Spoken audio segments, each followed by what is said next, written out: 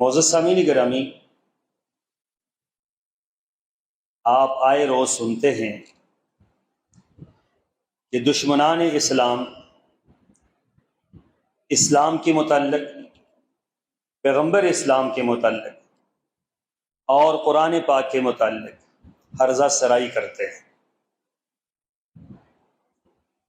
مختلف طریقوں سے، مختلف انداز سے، مختلف معاملات سے وہ اپنے خوب سے باطن کا اظہار کرتے ہیں۔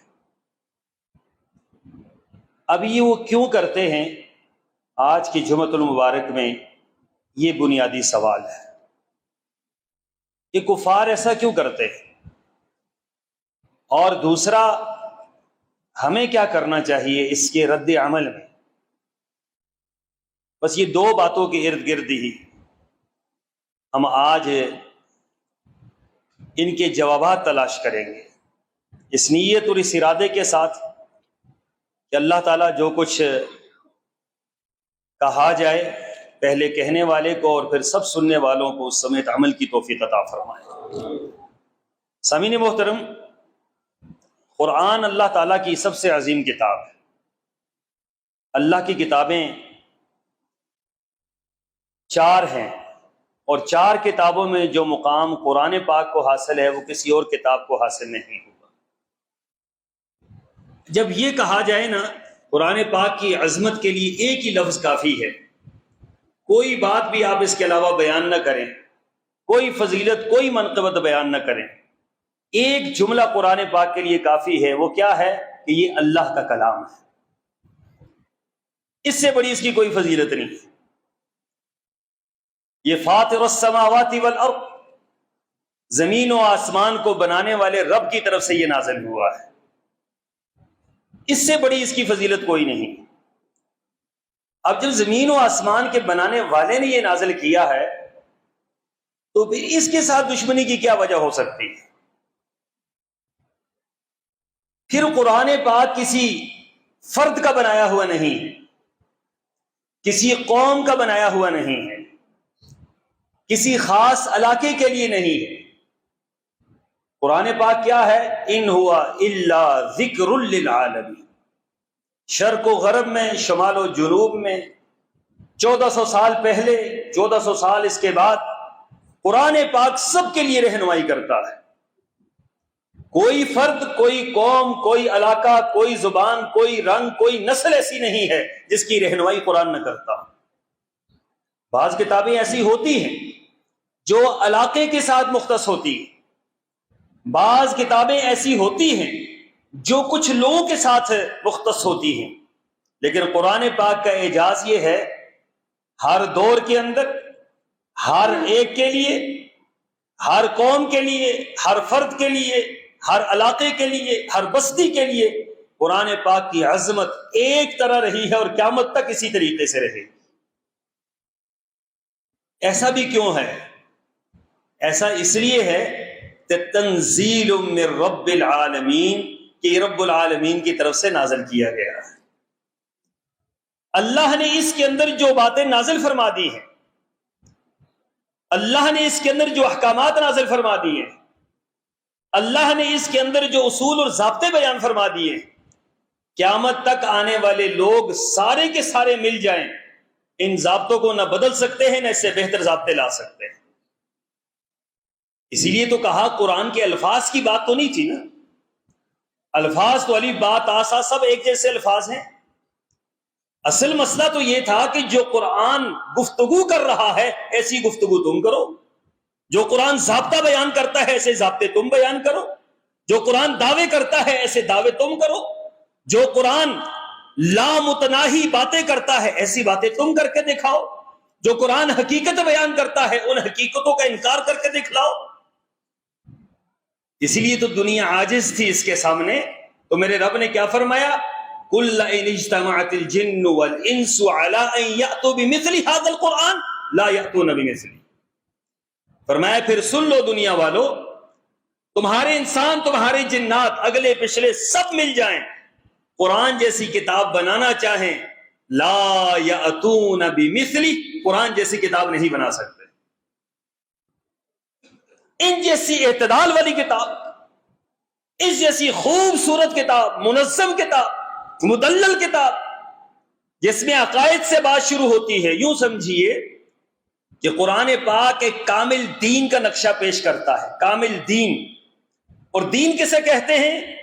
زندگی کی پہلی سانس سے لے کر آخری سانس تک ہر سانس پر جو آپ کی رہنمائی کرتا ہو وہ دین ہے، اور قرآن کے اندر موجود ہے. کوئی بات ایسی نہیں ہے جو اللہ نے قرآن کے اندر بیان نہ کی. اسی لیے صدیاں بیت گئی ہیں، قرآن پاک کی تفسیریں لکھنے والے آئے اور گئے، اور جس نے بھی تفسیر لکھی، جتنی طویل تفسیر لکھی، شروع میں بھی اس بات کے اقرار کر دیا کہ میں حق ادا کر نہیں سکتا، اور آخر میں بھی لکھ کر گئے کہ حقیقت تو یہ ہے کہ حق ادا نہ ہو. یہ قرآن پاک کے سامنے ساری دنیا عاجز. دشمنان اسلام کو یہ بڑی پریشانی ہے. یہ جو کامل کتاب ہے اور کامل دین جو پیش کر رہی ہے، دنیا کے اندر ایسی کوئی کتاب ہے ہی نہیں ہے، ایسا کوئی دین ہے ہی نہیں ہے جو اس انداز سے دنیا والوں کو اپنی طرف بلاتا ہو جس طریقے سے قرآن بلاتا ہے. جو دلائل قرآن دیتا ہے اس طریقے سے دنیا کی کوئی کتاب، کوئی مذہب یہ دلائل نہیں دیتا ہے. جس طریقے سے قرآن کی طرف لوگ متوجہ ہوتے ہیں، دنیا کی کسی کتاب، کسی دین کی طرف لوگ متوجہ نہیں ہوتے. یہ بنیادی سبب ہے. کفار اسلام سے دشمنی اس لیے کر رہے ہیں تاکہ لوگوں سے اس سے کیا کیا جائے؟ متنفر کیا جائے. لوگ پھر بھی متوجہ ہوتے ہیں. 9/11 کے جب دھماکے ہوئے، ان دھماکوں کو مسلمانوں کے لیے استعمال کیا گیا، مسلمانوں کے خلاف استعمال کیا گیا. کیے بھی دھماکے خود، اور اس کے اسباب بھی خود پیدا کیے، اور اس پر پروپیگنڈا بھی خود کیا، اس پر وکیل بھی خود بنے، اس پر مدعی بھی خود بنے، مدعا علیہ بھی خود بنے، جج بھی خود بنے، اور مسلمانوں کے کھاتے میں ڈال دی. اس کا اثر کیا ہوا؟ اللہ تعالیٰ بعض اوقات شر سے خیر نکالتا ہے. یہ میرے رب کا کمال ہے. قل اللہم مالک الملک تؤتی الملک من تشاء وتنزع الملک ممن تشاء وتعز من تشاء وتذل من تشاء بیدک الخیر انک علی کل شیء قدیر یخرج الحی من المیت ویخرج المیت من الحی. ہم تو کچھ اور سوچتے ہیں نا کہ ہم نے یہ 2 بلڈنگیں گرا دی ہیں اور اس کے بعد ہم مسلمانوں کو پوری دنیا کے اوپر نیست و نابود کریں گے، اور ہم یورپ والوں کو یہ بتلائیں گے کہ یہ مسلمان دہشت گرد ہیں، یہ ٹیررسٹ ہیں، یہ پرانے زمانے کا ذہن رکھتے ہیں، اور ان مسلمانوں کی تربیت یہ قرآن کرتا ہے. لہذا پوری دنیا پر قرآن کی پابندی لگائی. وَيَمْكُرُونَ وَيَمْكُرُ اللَّهُ وَاللَّهُ خَيْرُ الْمَاكِرِينَ. انہوں نے بھی اپنی تدبیر کی، میرے اللہ کی اپنی تدبیر تھی.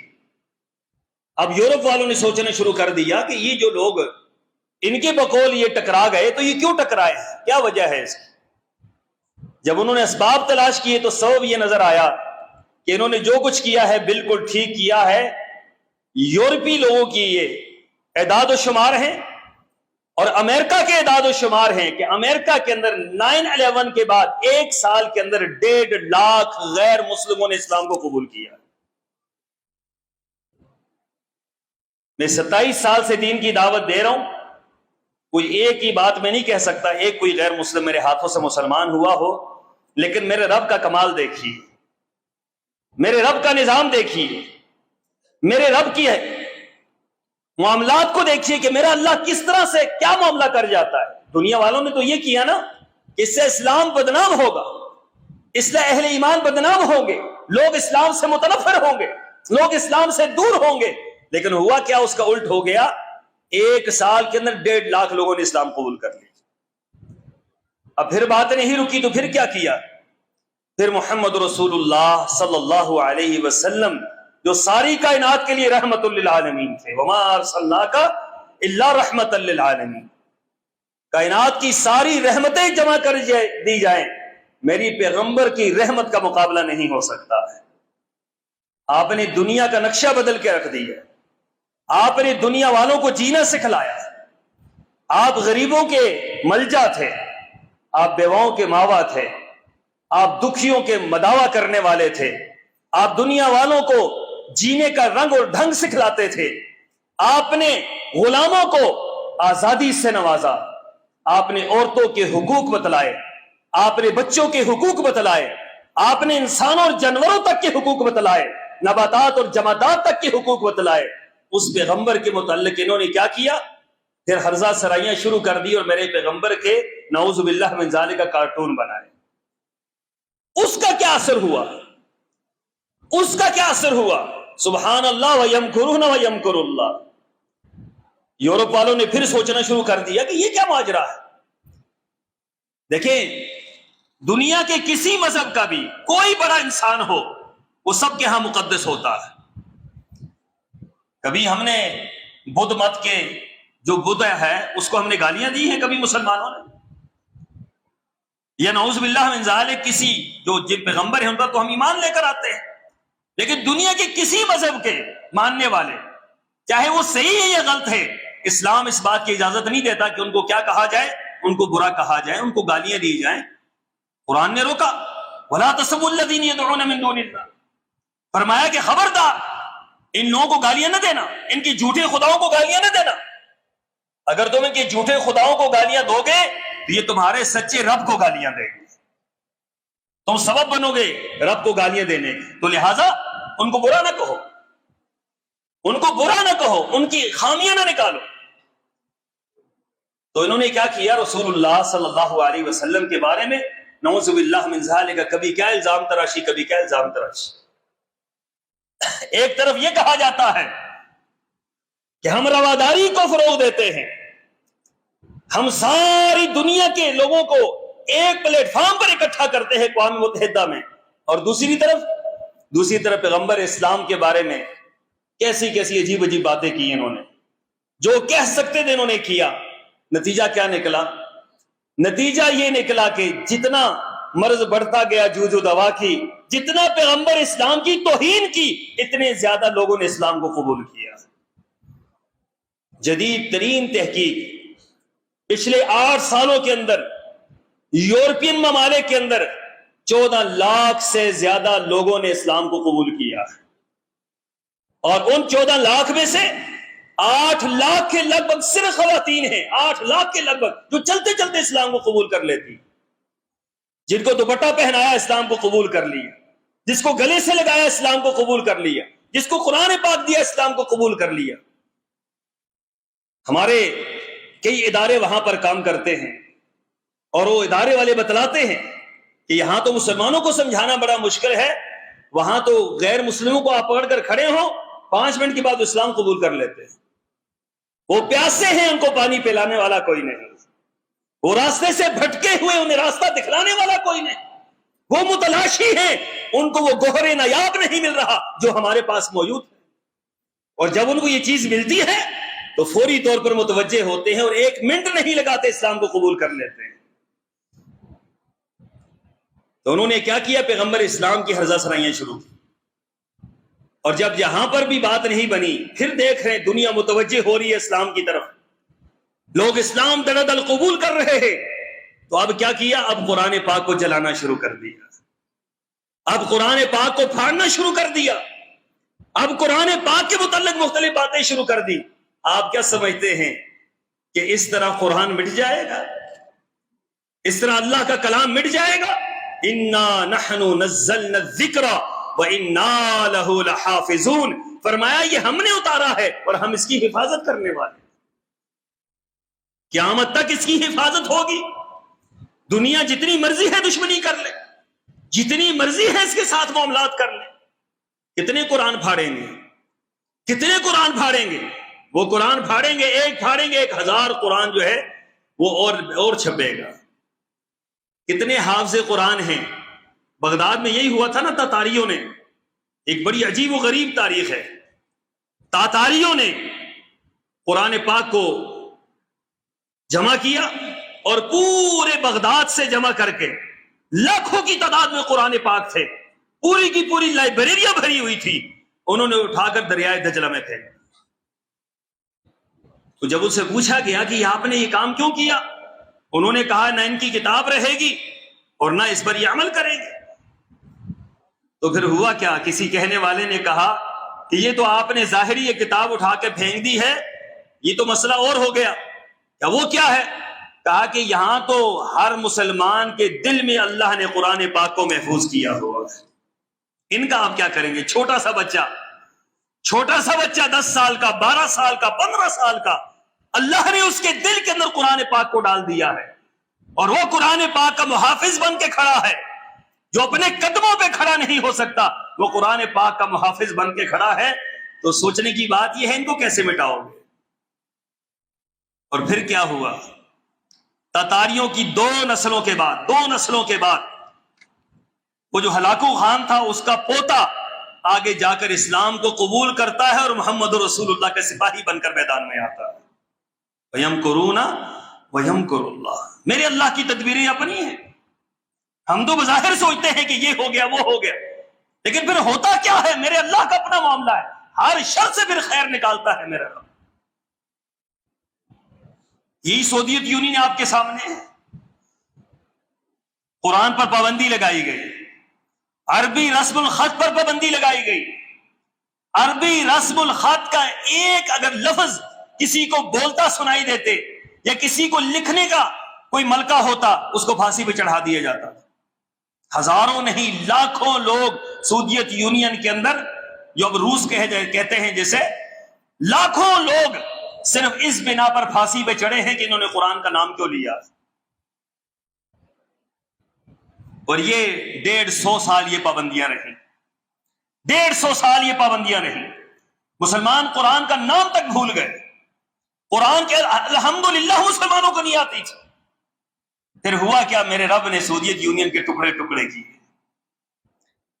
جب ٹکڑے ٹکڑے ہوئے معیشت بکھر گئی، اب وہ پریشان ہوئے، مسلمان ملکوں کی طرف دیکھنے لگے۔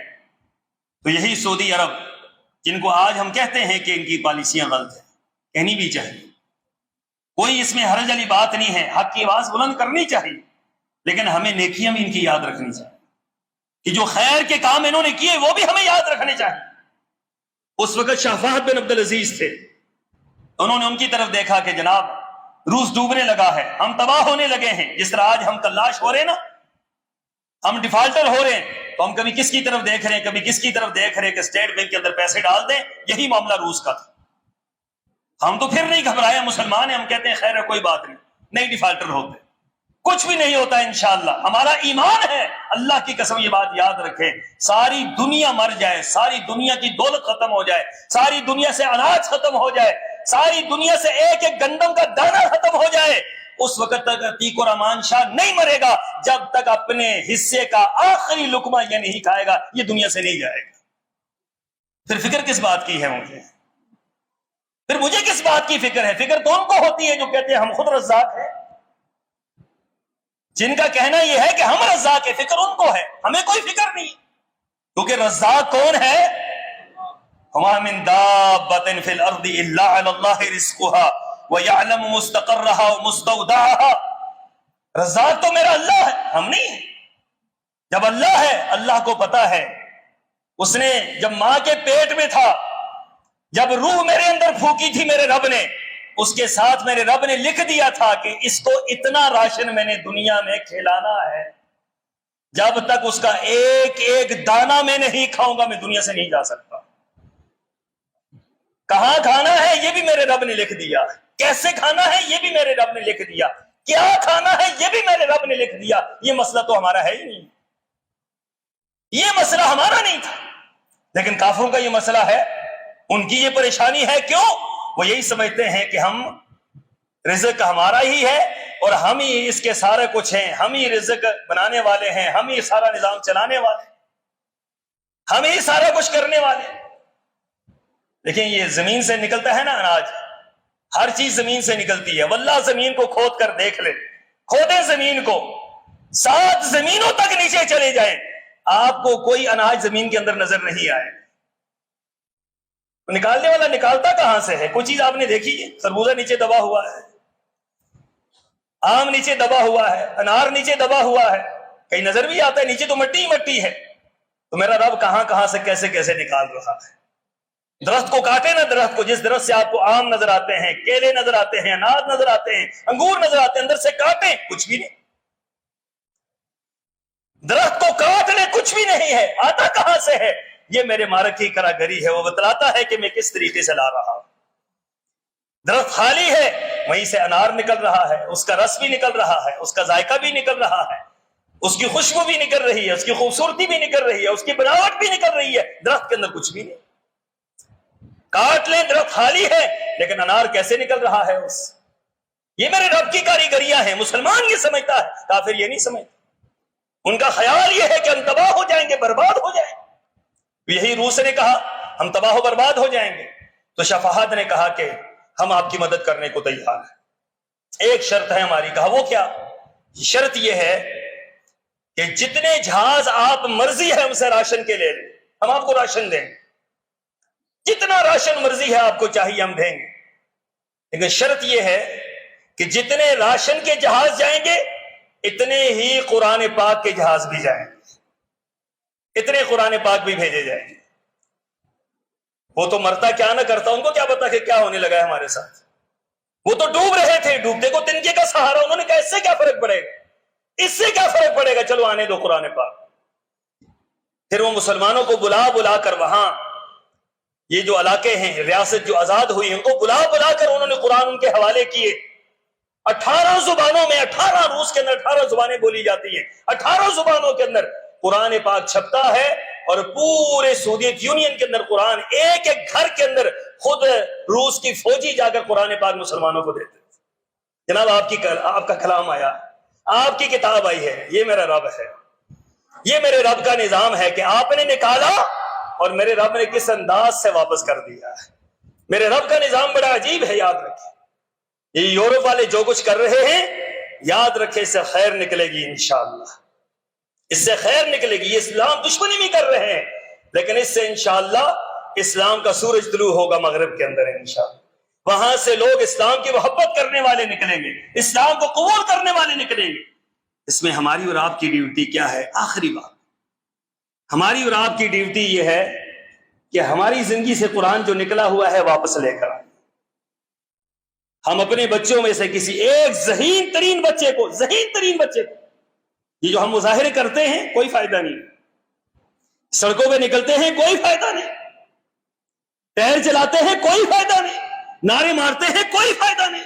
فائدہ اس میں ہے کہ آپ اللہ کے ساتھ عزم کریں کہ اگر آج میرے قرآن کی توہین ہوئی ہے تو میں اپنے ایک بچے کو آج عہد کرتا ہوں کہ اس کو حافظ قرآن بھی بناؤں گا، عالم دین بھی بناؤں گا، تاکہ چراغ روشن ہونا پتہ چلے کہ انہوں نے گستاخی کی ہے تو ہم نے اس کا رد عمل کیا دیا ہے۔ دو نعرے مار کے واپس گھر چلے جانا اور بھول جانا یہ تو آسان کام ہے۔ گھر کے اندر ایک چراغ روشن کریں، گھر کے اندر ایک سورج روشن کریں، گھر کے اندر ایک شمع روشن کریں جو قیامت تک آپ کی نسلوں کے لیے بھی صدقہ جاریہ ہو۔ ایک عالم دین گھر سے تیار کریں۔ اگر آپ کے گھر میں نہیں ہے تو پھر جو علماء بن رہے ہیں ان کے ساتھ لگ جائیں کہ ہم ان کے ساتھ دست و بازو بنیں گے، ان اداروں کے ساتھ کھڑے ہوں گے جو ادارے قرآن پاک کی تعلیم دے رہے ہیں، قرآن پاک پڑھ رہے ہیں، پڑھا رہے ہیں۔ اگر میں یہ نہیں کر سکتا تو یہ تو کر سکتا ہوں۔ اچھا اگر یہ بھی نہیں ہو سکتا تو میرے رب سے دعائیں تو ہو سکتی ہیں کہ اللہ اپنی دین کی حفاظت فرما دے، اے اللہ اپنے دین کی حفاظت فرما دے، ہم کمزور ہیں، نہ تو عاجز ہے، اللہ تو اپنے دین کی خود حفاظت فرما۔ تو آپ یقین جانیے میرا رب بڑا غیرت مند ہے، میرا رب اپنے دین کی ضرور حفاظت کرے۔ آپ کو معلوم ہے کہ اللہ تعالیٰ نے کس طرح حفاظت کی؟ الم تر کیف فعل ربک باصحاب الفیل الم یجعل کیدہم فی تضلیل۔ تھوڑے لوگ تو نہیں تھے وہاں پر، عبد المطلب کے بڑا خاندان تھا، بنو ہاشم قریش، لیکن جب انہوں نے ہاتھی والوں کو آتے ہوئے دیکھا پریشان ہو گئے، کہنے لگے ہم ان سے تو نہیں لڑ سکتے۔ ابرہہ بڑا ظالم بادشاہ تھا اور ارد گرد اس کے بہت بھاری بھرکم فوج تھی، ہاتھیوں کو انہوں نے کبھی دیکھا نہیں تھا، گھبرا گئے اور مکہ مکرمہ خالی چھوڑ کر چلے گئے۔ جب یہ پہاڑی پر بیٹھے تھے نا تو ابرہہ داخل ہوا، دیکھا ایک بندہ بھی روکنے والا نہیں، بیت اللہ کے اندر داخل ہو رہا ہے، ایک بندہ روکنے والا نہیں، تو بڑا حیران ہوا کہ یہ کیا ماجرا ہے۔ عبد المطلب رسول اللہ صلی اللہ علیہ وسلم کے دادا، انہوں نے اپنا غلام بھیجا، دیکھا تو ان کے 2 اونٹ وہاں پر رہ گئے تھے، مال بھی لے کر نکل کے 2 اونٹ وہاں پر رہ گئے۔ انہوں نے اپنا غلام بھیجا کہ وہ جو 2 اونٹ کھڑے ہیں نا ان کو پکڑ کر لے آؤ۔ غلام گیا، ابرہہ نے پکڑ لیا، کہا بھائی کیوں آئے ہو؟ کہا جی مجھے عبد المطلب نے بھیجا ہے ہمارے سردار نے کہ یہ 2 اونٹ ہیں، یہ ہمارے حوالے کر دیں۔ انہوں نے کہا کہ تمہیں بیت اللہ کی فکر نہیں ہے؟ 2 اونٹوں کی فکر ہے جو تمہارے 2 اونٹ ہیں، بیت اللہ کی فکر نہیں ہے؟ اتنا بڑا اللہ کا گھر ہم گرانے کے لیے آئے ہیں، اس کی فکر نہیں ہے؟ تو جو غلام تھا نا وہ بھی عبد المطلب کا غلام تھا، وہ کہنے لگا جناب مجھے انہوں نے بھیجا ہے کہ یہ 2 اونٹ میرے ہیں، یہ لے آؤ، یہ گھر جس کا ہے وہ گھر جانے اور اس کا رب جانے، اس کی حفاظت میرے ذمہ نہیں ہے، 2 اونٹ یہ میرے ہیں، یہ گھر جس کا ہے اس کی حفاظت ہے، وہ کرے گا جس طرح مرضی ہے کرے۔ تو پھر کیا ہوا؟ پھر اللہ نے ہاتھی جو سب سے بڑا جانور ہے اس کے مقابلے میں سب سے چھوٹا پرندہ ابابیل ہے، پرندوں میں سب سے چھوٹا پرندہ جو ہوا میں اڑتا ہے وہ ابابیل ہے۔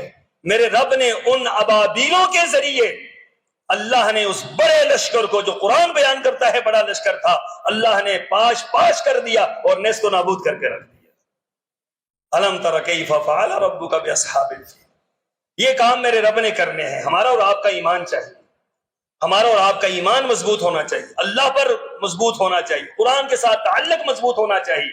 اگر آپ پہلے کم قرآن پڑھتے ہیں زیادہ قرآن پڑھنا شروع کر دیں، پہلے کم سیکھا ہے اب زیادہ سیکھنا شروع کر دیں، پہلے کم ٹائم دیتے تھے اب زیادہ دینا شروع کر دیں، یہ آپ کا انتقام ہوگا ان کے ساتھ، اور یہ آپ کا قرآن کے ساتھ گہرا تعلق ہوگا۔ اللہ مجھے اور آپ کو عمل کی توفیق عطا فرمائے۔